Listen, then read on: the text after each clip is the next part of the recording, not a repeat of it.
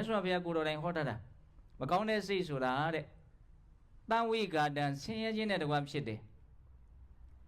တဥပါယတံပင်ပန်းခြင်းနဲ့တကွဖြစ်တယ်တပရိလာဟံပူလောင်ခြင်းနဲ့တကွဖြစ်တယ်ကိုယ်စိတ်ကြီးကောင်းမကောင်းဆိုတာကို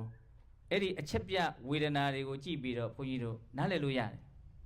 စိတ်ကဆင်းရဲနေပြီဆိုရင်အဲ့ဒါမကောင်းဘူးစိတ်ကပူလောင်နေပြီဆိုရင်မကောင်းဘူးစိတ်ကပင်ပန်းနေပြီဆိုရင်မကောင်းဘူး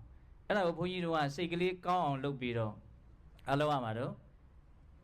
ချမ်းသာအောင်လုပ်ရမယ်ငြိမ်းအောင်လုပ်ရမယ်သက်သာအောင်လုပ်ရမယ်အခုဘုန်းကြီးကကောင်းတဲ့စိတ်ကလေးတွေရဲ့သဘောလေးကိုပြောပြနေတာသူများကိုဝေခြင်းနဲ့မျှခြင်းနဲ့ပေးခြင်းနဲ့ဒါအလွန်ကောင်းတယ်